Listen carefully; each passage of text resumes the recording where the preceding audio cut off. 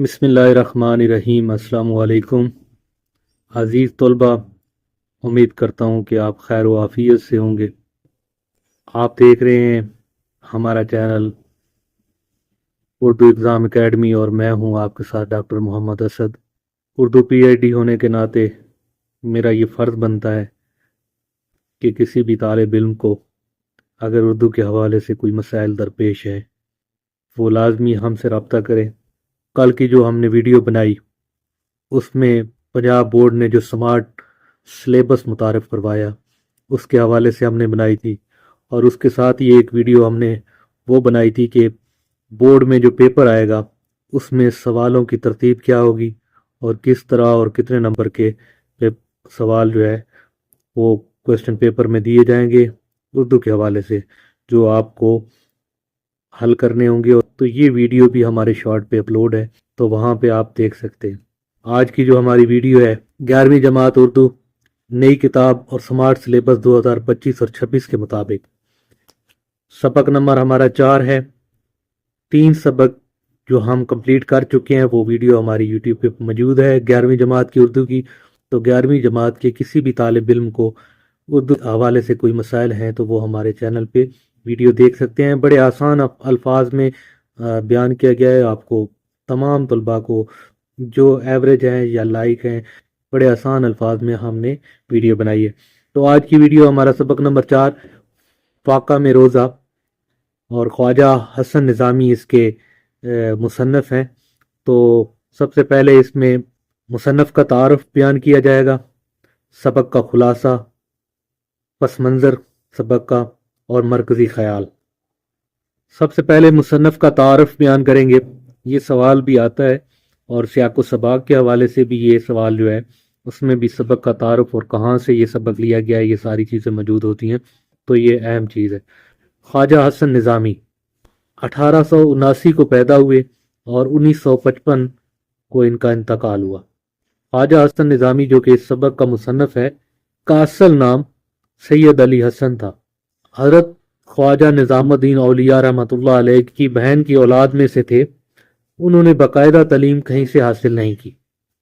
यह सबक फाका में रोज़ा इनकी तसनीफ बेगमात के आंसू में से लिया गया है। और भी इनकी मुख्तलिफ तसानीफ हैं, लेकिन क्योंकि हमारा ताल्लुक फाका में उर्दू के हवाले से है तो हमने इसका राइटर जो है सिर्फ यहाँ तक इसका तारुफ बयान करना है। इसके बाद सबक का खुलासा फाका में रोज़ा। तो फाका में रोज़ा जो कि ताजदार दहली की एक कुंबे का फसाना है। मुसन्नफ़ जो कि हसन निज़ामी है वो फरमाते हैं कि दहली जो कि हिंदुस्तान का दिल कहलाता था, जो कभी हिंदुस्तान पर कब्जे के लिए आता पहले दिल्ली जो कि बाद में दिल्ली कहलाने लगा पर हमला करता था। मुसन्नफ़ कहता है कि मिर्ज़ा सलीम जो कि बहादुर शाह जफ़र के भाई थे। बहादुर शाह जफ़र जो है मुगलिया दौर का बादशाह था। मिर्ज़ा सलीम जो कि बहादुर शाह जफ़र के भाई थे मर्दाना मकान में बैठे दोस्तों से बातों में मसरूफ थे कि जनान खाना से एक लौंडी आई और फरमाया, हजूर आपको बेगम साहिबा याद फरमाती हैं। मिर्ज़ा सलीम महल गए। थोड़ी देर में गमज़दा हालत में वापस आए तो एक दोस्त के दरियाफ्त करने पर मिर्ज़ा सलीम मुस्कुरा कर कहने लगे, कल नतन खान गोया गा कर मेरा दिल बहला रहा था और अम्मा हजूर कुरान मजीद की तलावत फरमा रही थी। उन्हें यह शोरगुल नागवार गुजरा और अम्मा ने हुक्म दिया कि आज के बाद ये रमज़ान में गाने बजाने की महफिल बंद कर दी जाए। अम्मा हजूर के आगे अदब की वजह से चुप हो गया, पर मुझसे ये ना होगा। वालदा के एहतराम में वहाँ से चुप करके निकल आया, लेकिन वो फरमा रहे थे कि हमारे से ये जो गाना बजाना की जो महफिल है वो हम रोक नहीं सकते। एक साहिब ने अर्ज किया, ये भी कोई बात है, शाम को अफ्तारी से पहले मस्जिद तशरीफ ले चला कीजिए, वहां अजब बहार होती है। खुदा के दिन है। मिर्ज़ा सलीम क्योंकि रमज़ान था, मिर्ज़ा सलीम ने बात को पसंद करते हुए मस्जिद जाने को पसंद किया और तशरीफ ले गए। वहां क्या देखते हैं, लोग जगह जगह हल्का बनाए बैठे हैं। हाफिज एक दूसरे को कुरान सुना रहे हैं, कोई खुदा कर रहा है, कहीं दीनी मसाइल पर बात हो रही है। अलगर्ज मस्जिद में चारों तरफ अल्लाह वालों का हजूम है। मिर्जा सलीम को यह नज़ारा बहुत पसंद आया। इतने में अफ्तारी का वक्त हो गया। सैकड़ों खवा अफ्तारी के आने लगे। लोगों में अफ्तारी तकसीम होने लगी। इसके अलावा किला की तमाम बेगमात और शहर के उमरा अलहदा से अफ्तारी का सामान भेजते थे। इसका मिर्जा के दिल पर यह असर हुआ कि वो रोजाना मस्जिद तशरीफ लाने लगे। फिर एक वक्त आया कि दिल्ली बर्बाद हो गई, अमीरों को फांसियां दी गई, मुसलमानों की शान व शौकत खत्म हो गई। इसके बाद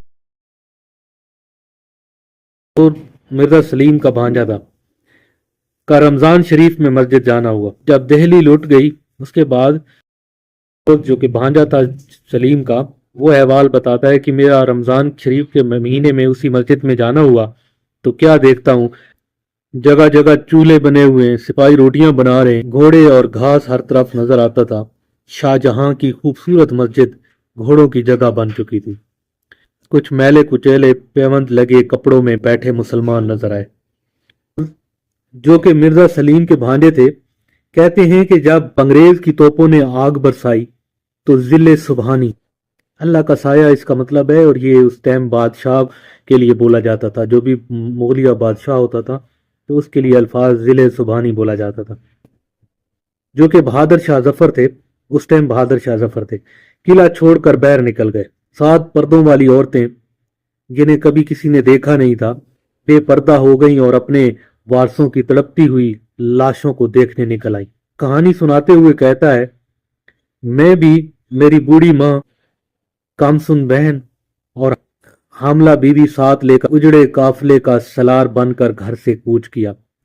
छतरपुर छतरपुर इंडिया का एक इलाका है। छतरपुर के गरीब गोजरों ने हम पर हमला किया और सब सामान लूट लिया। औरतें अपनी किस्मत पे रो रही थीं। मेरी वालदा रब से फरियाद कर रही थी, या इलाही हम कहाँ जाएं?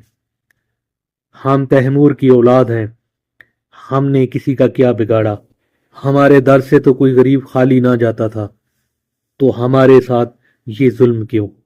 हम इज्जत वाले थे तो अब हम पर जमीन क्यों तंग की गई है? रास्ते में गिरते चलते एक गऊ नजर आया। गांव वालों ने हमें चौपाड़ चौपाड़ कहते हैं लकड़ी या घास का बना हुआ बरामदा। गांव वालों ने हमें चौपाड़ में लकड़ी का बना हुआ घास का बरामदा लकड़ी या घास का बना हुआ बरामदा में रहने की जगह दी और खाना भी दिया। कुछ दिन बाद वो भी तंग हो गए। उन्होंने मुझे कहा, मेहमान आ रहे हैं, आप ये जगह खाली कर दें, और फरमाया कि आप कोई काम क्यों नहीं करते। मैंने उन्हें बताया कि मुझे तलवार चलानी आती है, पर तलवार उनके किसी काम की नहीं थी। मैंने कहा कि मुझे तलवार चलानी आती है, तो पर तलवार उनके किसी काम की नहीं थी। जो चौधरी ने हमें अनाज दिया था वो रात को सैलाब आया और बहा कर ले गया। उधर मेरी बेगम की तबीयत खराब हो गई और गांव में सहूलत ना होने की वजह से वो फौत हो गई। घर में खाने को कुछ नहीं था। रमजान आ गया और वालदा ने 2 रोजे बगैर कुछ खाए रखे। तीसरे दिन एक आदमी आया और कहा कि ये 5 रुपए और चावल चौधरी ने खैरात और ज़कात दी है। मेरे लिए ये खुशी की बात थी। मैं वालदा के पास गया और उसने कहा कि ये दिन भी आने थे, तुझे ज़कात और खैरात लेते हुए जरा शर्म नहीं आई? लेकिन फिर भूख को देखते हुए उन चावलों के साथ हमने अफ्तारी की और 5 रुपए का रमजान का सामान लाए, और यूं रमजान गुजर गया। इसके बाद तकरीबन 6 माह बाद हम दिल्ली गए। वालदा फौत हो गई, बहन की शादी कर दी और मेरी सरकारी 5 रुपए पेंशन मुकर्रर हुई। तो अजीज तलबा, ये खुलासा था फाका में रोज़े का, सबक नंबर 4 11वीं जमात का। पस मंज़र को देखते हैं। फाका में रोज़ा, इसका पस मंज़र है। फाका में रोज़ा में एक कुंभा जो दिल्ली का मालदार कुंभा था, इसके बारे में है। इसमें अक्लमंद आदमी के लिए इबरत और बहुत बड़ा सबक है कि वक्त हमेशा एक सा नहीं रहता। इंसान अपने गरूर और तकब्बर को भूलकर आदमी बन जाता है अगर वो ये महसूस करे कि वक्त एक सा नहीं रहता। ये फसाना हकीकत है जो कि ख्वाजा हसन निज़ामी ने बेगमात के आंसू में से लिखा है। दिल्ली 1857 में अफसानों का ये अव्वल हिस्सा है। बकौल ख्वाजा हसन निज़ामी, ये महज मेरी ज़ाती तहकीक से तैयार हुआ है। یہ شاہی سے بربادی کی عبرتناک داستان ہے کہ وہ کس طرح پہلے حکومت کرتے تھے مغلیہ بادشاہ، اور وہی لوگ ایک ایک روپے کو ترس رہے تھے۔ تو یہ اس کا پس منظر ہے، اور اسی فاقہ میں روزہ کا مرکزی خیال بھی بیان کرتے جاتے ہیں۔ مرکزی خیال، اچھا مرکزی خیال ہم بیان کرتے ہیں فاقہ میں روزے کا، سبق نمبر 4۔ اس سبق فاقہ میں روزہ میں خواجہ حسن نظامی یہ چاہ رہا ہے کہ کل کا بادشاہ آج کا محتاج بھی ہو سکتا ہے، وقت تبدیل ہوتے وقت نہیں لگتا۔ اس سبق میں مغلیہ بادشاہوں کی دربار کا ذکر کیا گیا ہے کہ ایک دور تھا جب دہلی میں مغل بادشاہوں کے محلات روشن تھے، مسجدیں آباد تھیں۔ ایک وقت آیا جب 1857 میں انگریز آئے، وہی بادشاہ در بدر کی ٹھوکریں کھاتے نظر آئے، صدقہ اور خیرات زکوٰۃ پر گزر بسر کرتے نظر آئے، بھوکے روزے رکھتے ہوئے نظر آئے۔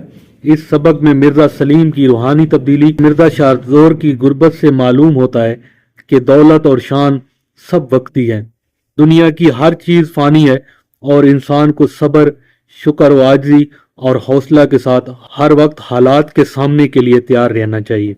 سبق نمبر 4 فاقہ میں روزہ کا مرکزی خیال تھا۔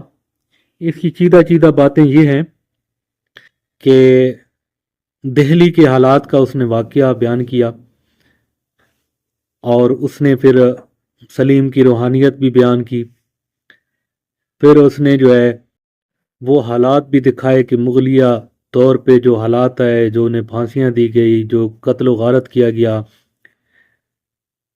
اور وہ بات بھی اس نے بتائی کہ جب دہلی فتح سے پہلے مغلیہ سلطنت کی جو عیاشیاں تھی، جو مغلیہ دور تھا، جو مغلوں کی آزادی تھی، جو ان کی رقص اور گانے تھے، کہ وہاں سے ہمیں پتہ چلتا ہے کہ جب سلیم بیٹھا ہوتا ہے دربار میں اور وہ گانے بجا رہے ہوتے ہیں تو ان کی والدہ قرآن پڑھ رہی ہوتی ہے، اور وہ انہیں منع کرتی ہے کہ یہاں پہ گانا نہیں بجانا چاہیے، تو بجائے اس کے کہ وہ یہ سمجھے کہ یہ میری والدہ نے ایک اچھی بات کی، لیکن وہ کہتا ہے کہ مجھ سے یہ نہ ہو پائے گا، گانا بجانا ہے یہ تو میں جاری رکھنا چاہتا ہوں، اور رمضان کے 16 دن باقی ہیں، تو یہ 16 دن کیسے گزریں گے؟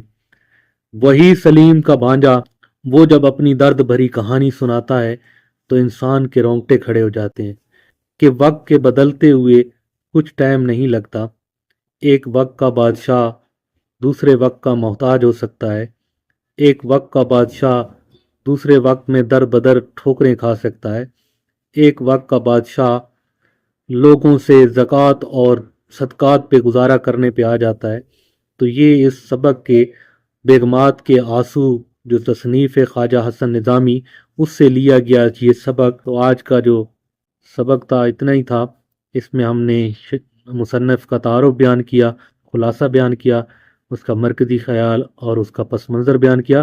اگلی ویڈیو میں ہم فاقہ میں اردو کی مکمل مشق حل کریں گے، تو دیکھتے رہیے ہمارا اردو ایگزام اکیڈمی چینل، تو انشاءاللہ اردو کے حوالے سے ہم آپ کو مکمل تیاری کرائیں گے۔